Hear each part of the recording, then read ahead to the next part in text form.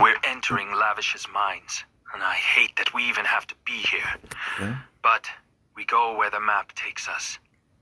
Lavish is the leader of the Majestic Mafia, who claim to control our cities. Let's get through here as fast. What the F are you talking about? I don't know. I really need to get this round out of the way. I really do, because this is just the rock bottom of Stick War 3 order campaign for me. And it's not. It's nothing like we encountered before. Compared to the Spiro speech, yeah, really good. We went from that to the chaos section, and that was alright. The Zarek Camaro cutscene, it was good. Zarek's flashback, the presentation was good, but it could have been more fleshed out, because again, it's really bare bones.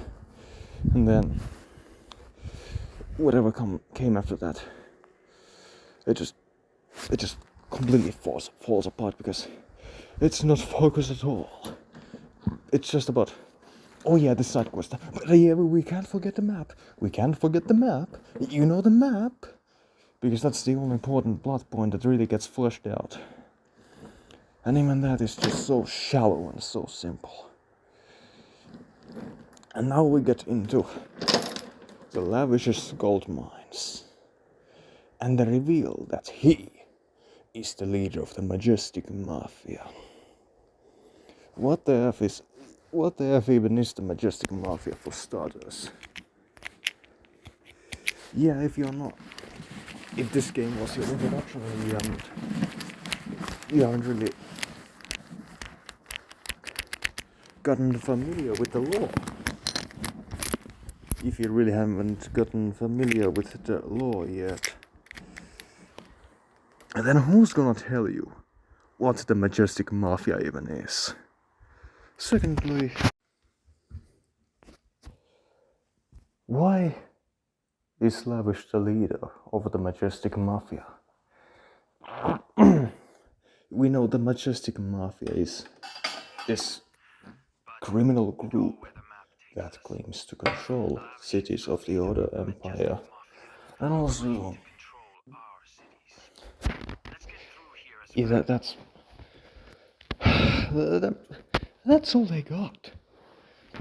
That's it. That's all we know about them. Excuse me. That's all we know about them. Like, this significant plot point that leads us to taking control.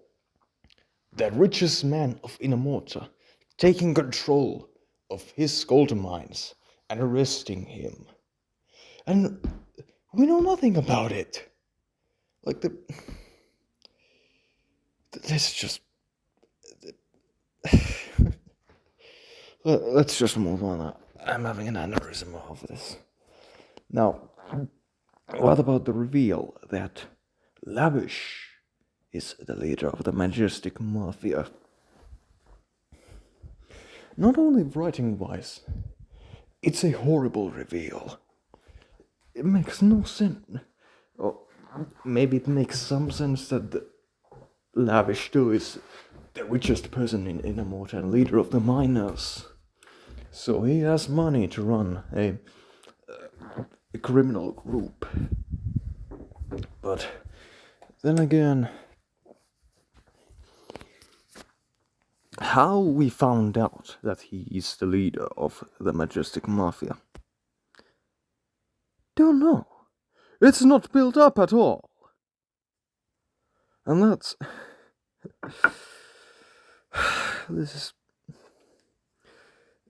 It's such a massive payoff. With no setup. Or no... Such a massive payoff. with no build-up or setup. Like, this isn't how you write a story.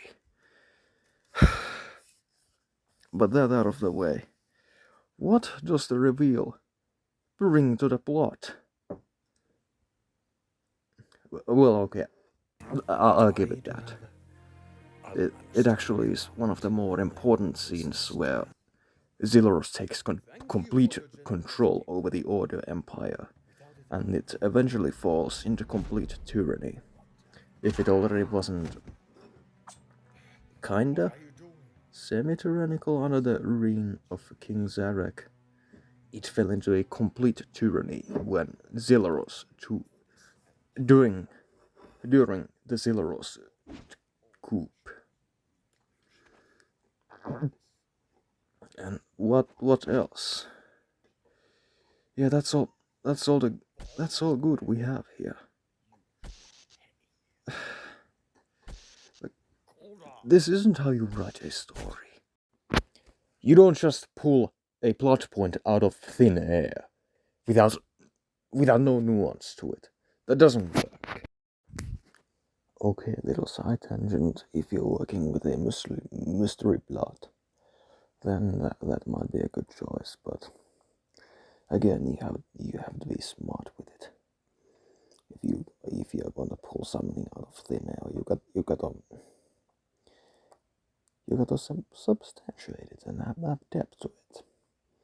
So throughout the story, you will add more flesh to the anorectic skeleton. Well, that's all I got. Let's keep going. We don't even know what the Majestic Mafia is or what they really do.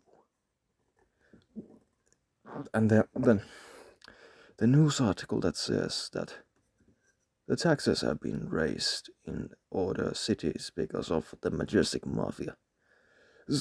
Lavish is imprisoned. How can that happen?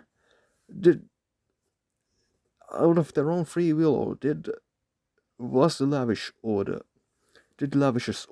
came to them? We don't know. We know nothing. Like, yeah, forget that the Voltaic revolt was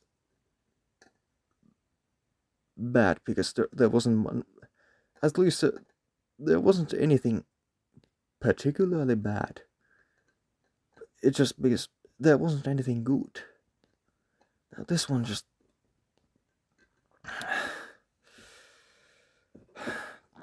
no build up, no setup. The reveal, okay, kinda makes sense, but it can also work the other way. Why Lavish would not be the number one victim of the Majestic Mafia? And third,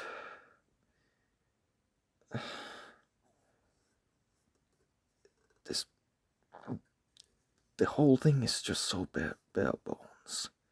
There's nothing to catch on. There's nothing to. I just want to end this rant now, before I completely ruin my evening. But yeah, let's move on to the final act of the game, or the campaign. Rathnar's capital and the borderland flame feeders. And it's a pretty good step up from this thing.